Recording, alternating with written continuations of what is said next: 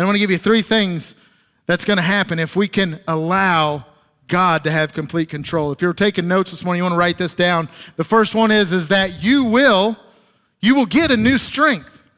You're going to get something new, revived, refreshed. You don't have to be self-sufficient. You don't have to have it figured out.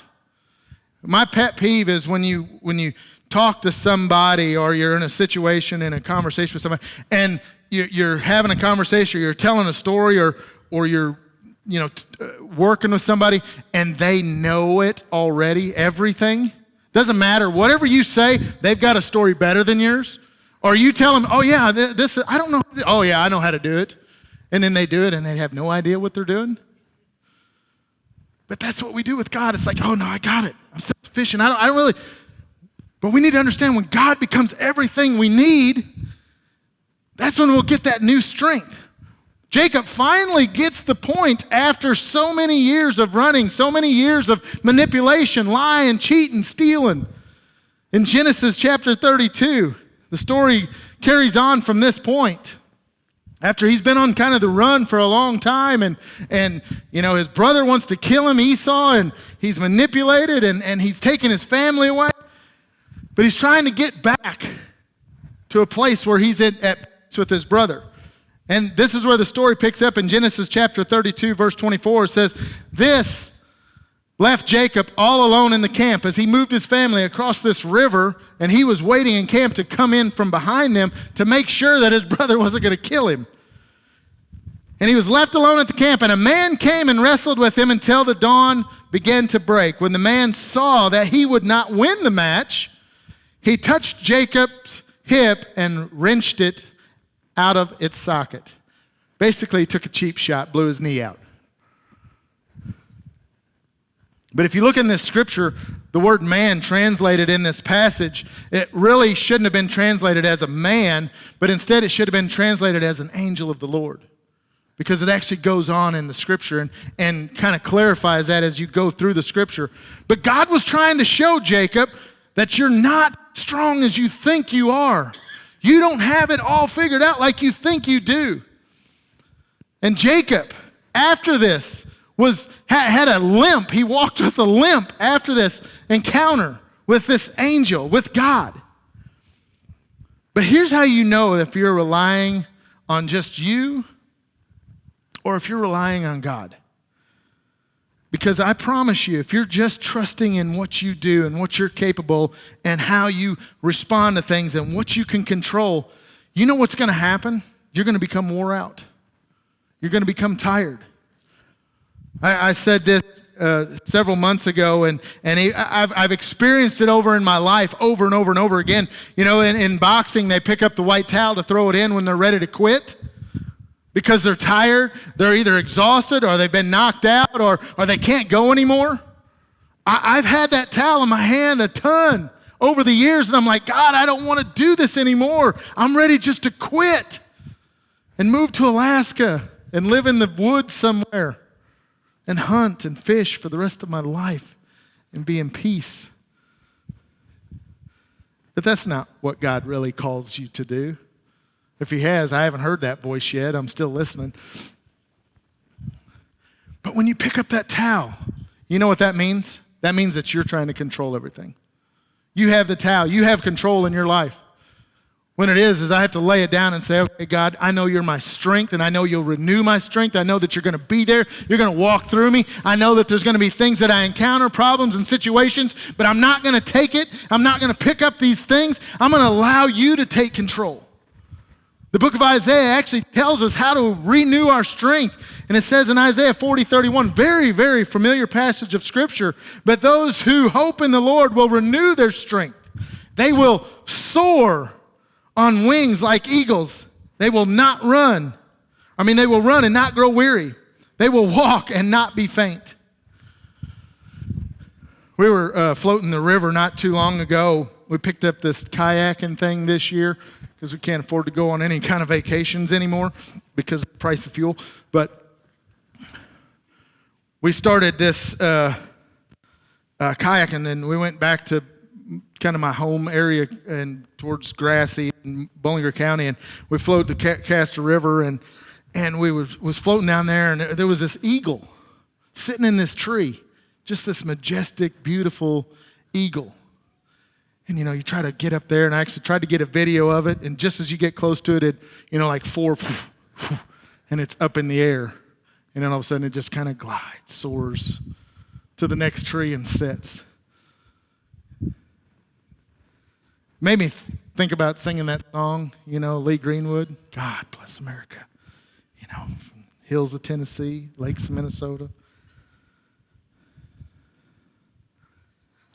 But as I watch that eagle soaring, and I've seen him above us, when you're driving down the road or even at the house, and they just kind of glide around. And then as I was sitting on the back porch this spring or even this summer, when it's not 110 out, we got a little hummingbird feeder sitting there. And you watch this hummingbird, and I can't do it that fast, but however they do what they do, 10 million beats a minute or something. And I looked at it and I'm like, you watch this hummingbird, and I'm like, I'm exhausted watching this guy. But you just sit down. There's a rail around the thing. You can actually sit and drink in peace. But now, he's flying around, and then I was like, that's what my life is. I feel like I've got control. And I'm wore out because I'm, go over here, and then I fly over here, and then I do this for a little bit, and I do that, and I come over here, and then I get stretched out over here. I got ball games, I got work, I got, this, I got that. You're all over the place. We wonder why we're exhausted, stressed out, wore out. And this thing, I would love to throw this in the Mississippi River and let somebody else have it. Does anybody else like your phone as part of your body? I don't know why it's not just sewn in. At birth, they just start giving them to us. Just replace them. But it's like we're attached to it, and everything we do is right there. And I'm talking to me here. If it doesn't apply to you, I'm happy for you. Maybe you can give me some lessons. But I'm like that hummingbird all over the place, and God's saying, stop. Just go above everything else and let me have control, and you just soar with me, and I'll handle it. I'll be there. Rest. When you get tired. But how do you run and not get tired? Well, rest isn't just laying down and taking a nap, even though I love those days. But instead, it's the condition of our soul. It's a condition of our spirit, our walk with God. Rest is while I'm working and I'm not wearing myself out. When I give control to God, that's the way that it works. I'm soaring like an eagle. I'm not that hummingbird that's just going around everywhere and life's crazy, and it's like you can't sit down to eat. You stop at the gas station, you grab something, you go through the drive-thru, you come home for supper, and you got to, cook a TV dinner. I don't even know if they make those anymore. I haven't had one in years. But it's like you got to do that, and then I got to get to the practices, or I got to go to here, and I got this, and another meeting, and I'm on this control, and the board meeting, and it's, wow. And then I wonder why I'm tired, I'm wore out, I pick up the towel, I'm ready to throw it in. It's because I'm exhausted. I do too much, I'm taking on too many things. I really don't have the strength. The second thing you get when you give complete control to God is that you'll get a new identity. The one that you were supposed to have, the one that God intended for you to have before you started writing your own story. Look what happened to Jacob as this story continues on in verse 27 and 28. And after, or in the middle of this wrestle, or at the end of this wrestle, he said, "What's your name?" The man asked, and he replied, "Jacob." And the man said, "Your name will no longer be called Jacob. From now on, you will be called Israel, because you have fought with God and with men and have won."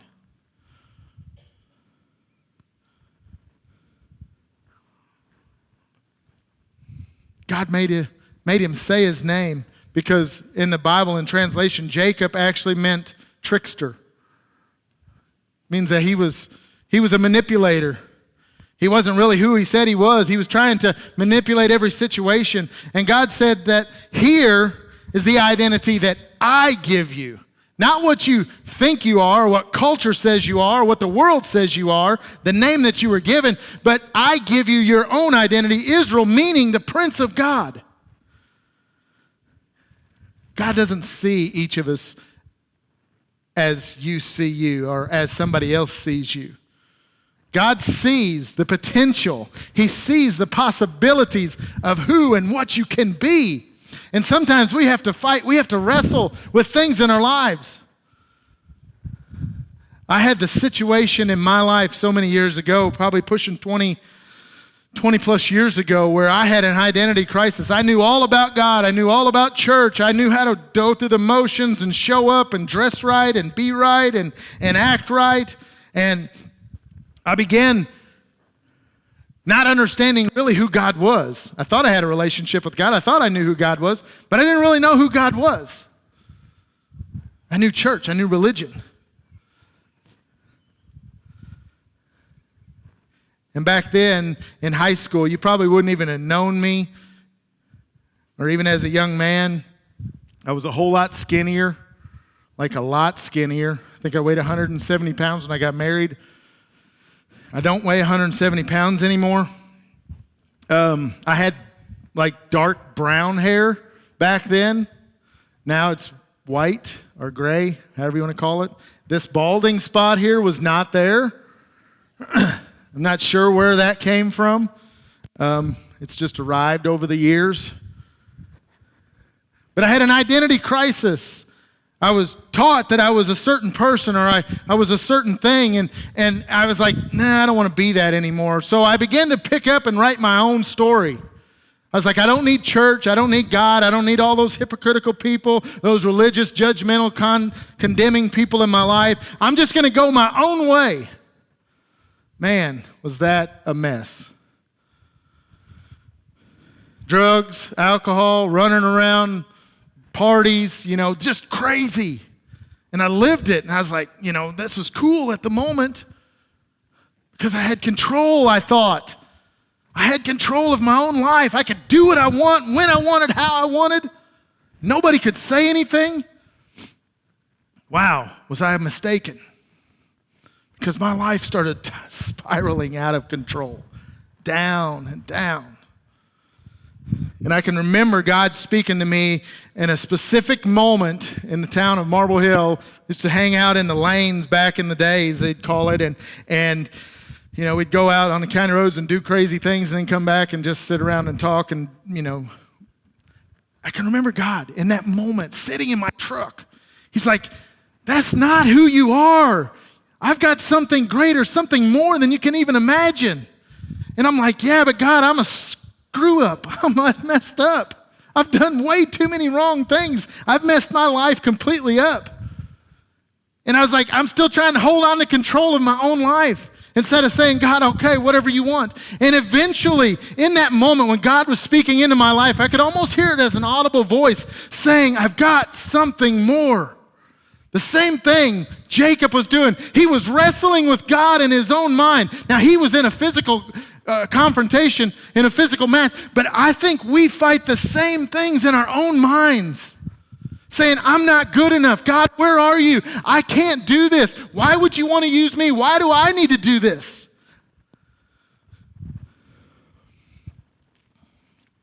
But when I finally decided in my life and I made the decision and the revelation to say, okay, God, whatever you want, wherever you want me to go, whatever you want me to do. I know my own inadequacies, my own, low self-esteem, but I don't do it because of me. I already know that, and I've accepted that, but it's only because of him and what he can do. And you are no different. Your life is no different. Wherever you are, whatever your circumstance is, God can give you the strength. He can give you the direction. He can give you the identity that you need. Third thing is that when you give God control, you'll get a new joy. This was something I experienced after that. It wasn't necessarily immediately, but it was something that I experienced as my life went on, walking with God. Joy isn't based on your circumstances. Joy isn't based on your circumstances. It's deeper than a temporary happiness that we fill with stuff. I want you to look at what happens with Jacob. Genesis chapter 32 and verse 29. Hold on a minute, guys. You're a little early. That was my fault. It's okay. Are they trying to get this lunch or what?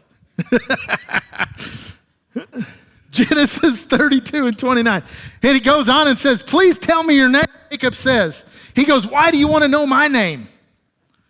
The man replied, and then he blessed Jacob. He gave Jacob the blessing that he wanted. If you read in his previous scriptures, blessed is a misunderstood word that we a lot of times grab a hold of. It doesn't mean lots of money, lots of things, lots of stuff. That's what we look at as blessed in our culture and around us. Wow, you're really blessed. You got all this stuff. You got all these things. Blessed also doesn't have to do with our circumstances. When life's good and I'm in cruise control and nobody's in trouble, everything's perfect, we're all doing good, that's when I'm blessed. Not when everything's upside down, my family's a mess, my relationship's a mess, my job's a mess, my marriage is a mess. That's not blessed, right? But blessed means an internal joy. It means something inside that can't be taken away from a circumstance, from a situation.